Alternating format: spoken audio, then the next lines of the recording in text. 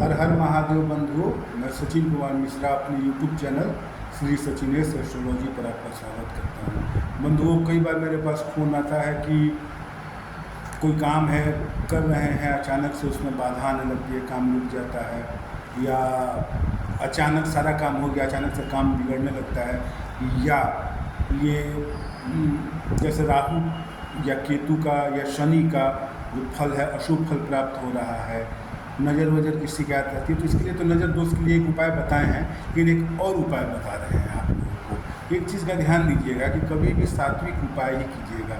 सात्विक उपाय आपको नुकसान नहीं देगा, मतलब आप कर रहे हैं तो आपको लाभ देगा, 100% गारंटी है, 500% गारंटी है, लाभ देगा। लेकिन अगर गलती से बीच में छूट जाता है या अगर गलती हो जाती है उसको करने में, तो कोई उसका साइड इफ़ेक्ट नहीं है, उसका कोई नुकसान नहीं है। तो हमेशा शुभ और सात्विक उपाय के ही मतलब उपाय को ही करना ज़्यादा उचित होगा। कहें कि तंत्र मंत्र करना 11 बार 21 बार आप इस मंत्र को पढ़िए, उस मंत्र को जपिए, आपका ये काम हो जाएगा, सफलता मिल जाएगी, अरबपति हो जाएंगे, ऐसा कुछ नहीं होता है। बल्कि जो वाम मार्ग के मंत्र हैं, मंत्र कोई भी हो, 11 बार या 21 बार करने से पहले उसकी सिद्धि जरूरी है। बिना सिद्धि के आप किसी भी मंत्र का उपयोग नहीं कर सकते हैं, और मंत्र की शक्ति से आप मतलब मुकर भी नहीं सकते हैं कि मंत्र में शक्ति नहीं होती है। अगर सही ढंग से किया जाए तो मंत्र सुप्रभाव दिखाता है, गलत ढंग से किया जाए तो मंत्र कुप्रभाव दिखाता है। तो इस टाइप की कोई भी मंत्र जो शक्ति मतलब जिसका दुष्प्रभाव संभव है, ऐसे मंत्रों से बचना चाहिए, इस टाइप के साधना से बचना चाहिए, और कोशिश ये करना चाहिए कि शुभ और सात्विक उपाय ही हम लोग करें।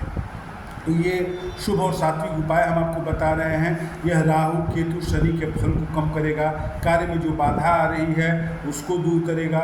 थोड़ा पितृ दोष अगर कुंडली में है तो उसका एकदम परमानेंट सोल्यूशन तो नहीं है। पितृ दोष के लिए आपको 1.25 लाख ब्रह्म गायत्री का जप करवा करके त्रिपिंडी ही कराना पड़ेगा, इसके अलावा और कोई उपाय नहीं है। लेकिन जब तक हम नहीं करवा पा रहे हैं त्रिपिंडी, तब तक इस उपाय को करने से पितृ दोष में थोड़ी राहत मिलेगी, कालसर्प दोष में भी राहत मिलेगी। कालसर्प दोष की शांति के लिए आपको कालसर्प दोष की शांति करानी ही पड़ेगी, पितृदोष के लिए पितृदोष की शांति करानी ही पड़ेगी। लेकिन जब तक नहीं करा पा रहे हैं, महंगा पूजा है, पैसा नहीं हो पा रहा है या टाइम नहीं मिल पा रहा है, जैसा भी परिस्थिति हो, तो ऐसे स्थिति में ज़्यादा बेहतर है कि हम लोग कुछ छोटे छोटे शुभ और सात्विक उपाय को करें कि जिसको करने में अगर गलती हो जाती है तो लाभ ना हो, लेकिन हानि भी नहीं हो, और अगर सही ढंग से कर ले रहे हैं तो लाभ ही लाभ है। तो इसीलिए हम आपको एक उपाय बता रहे हैं जिससे कि आपके रुके हुए काम चलने लगेंगे। नज़र दोष में, पितृ दोष में, ग्रहण दोष में, कुंडली में ग्रहण दोष हो उसमें, या कालसर्प दोष में, सब में, राहु शनि और केतु के दुष्प्रभाव में, इसमें आपको ये फायदा देगा, निश्चित रूप से लाभ देगा। इसलिए इस उपाय को करिए। इस उपाय को करने के लिए करना क्या है कि एक नारियल आता है, बड़ा सा नारियल, जिसके ऊपर पूरा खोल होता है, कवर होता है, इसको छीलने के बाद ही अंदर नारियल निकलता है। तो पानी वाला नारियल लेना है। ये ख्याल रखिएगा कि नारियल जो हो वो पानी वाला हो। उस पानी वाले नारियल को तिल के तेल में लपेट करके लगा देना है। पानी वाले नारियल पे तिल का तेल लगा देना है। तिल का तेल लगाने के बाद उसके ऊपर काला तिल बाज़ार में मिल जाएगा, पंसारी की दुकान में मिल जाएगी, तो आप काला तिल ले करके उस नारियल के ऊपर लगा दीजिए। जितना लगता है, 2, 4, 10, 20, 50, मतलब जितना लगता है काला तिल उस पर लगा लीजिए।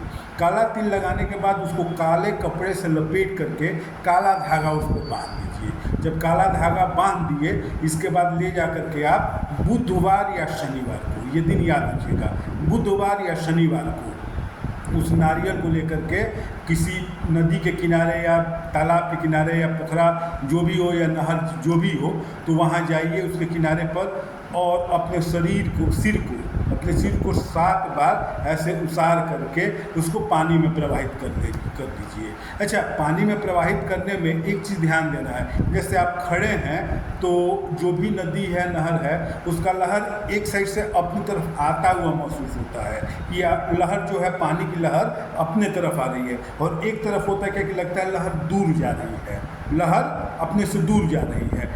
तो जिधर लहर दूर जाए, मतलब कि नारियल को जब आप उसमें डालते हैं तो धीरे धीरे आपसे दूर जाए, ऐसा करना है आपको। और ये बुधवार या शनिवार को ही करना है। और देखिए नियम तो इसका है कि 43 दिन करिए, 43 दिन के बाद ही होता है लाभ होता है, लेकिन फिर भी अगर उतना समय नहीं मिल पाता है तो आप बुधवार या शनिवार को किसी एक दिन मतलब इस उपाय को करना शुरू कीजिए। हर शनिवार को कीजिए, जितने दिन तक करेंगे आपको लाभ महसूस होगा। छूट जाएगा फिर दोबारा शुरू कर दीजिएगा, उसमें कोई हानि नहीं है, ना ही कहीं कोई परेशानी वाली बात है, लेकिन लाभ बहुत ही ज़्यादा है, इसका लाभ बहुत ज़्यादा है। पर ये उन लोगों से पूछिए जो एक ओसीडी बीमारी होती है, डिप्रेशन की बीमारी होती है, एंजाइटी की बीमारी होती है, ये राहु और केतु के कारण से होता है। खासकर राहु के कारण से, राहु की महादशा हो, अंतर्दशा हो, प्रत्यंतर हो, वो डिप्रेशन में, एंजाइटी में ला ही देता है।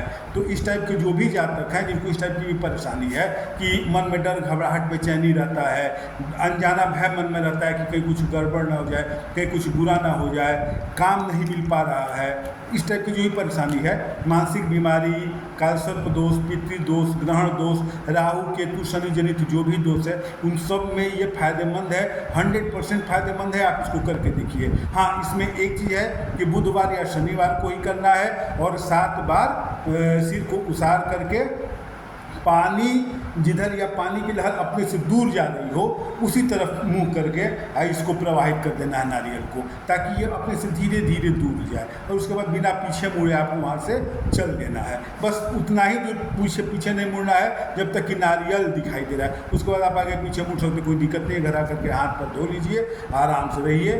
और ये कुछ 2, 4, 5, 7 बुधवार या शनिवार को करने के बाद धीरे धीरे लाभ दिखाई देगा आपको, निश्चित रूप से लाभ होगा। इसमें एक खासियत अच्छी बात यह है कि अगर गलती से ये आप रेगुलर नहीं कर पाए, लगातार नहीं कर पाए, या इसको करने में कोई त्रुटि हो गई, गलती हो गई, कुछ भूल गए, तो इसका कोई दुष्प्रभाव नहीं है, इसका कोई दुष्प्रभाव नहीं है। फिर दोबारा से सही से कीजिए, जब भी कीजिएगा आपको लाभ होगा, लाभ की गारंटी है, एकदम 100% लाभ होगा और हानि बिल्कुल नहीं है। इसलिए आप इस उपाय को कीजिए, देखिए क्या होता है। खासकर मानसिक तनाव, डिप्रेशन, एंजाइटी में ये बहुत ज़्यादा कारगर है। ठीक है, धन्यवाद मित्रों। हर हर महादेव।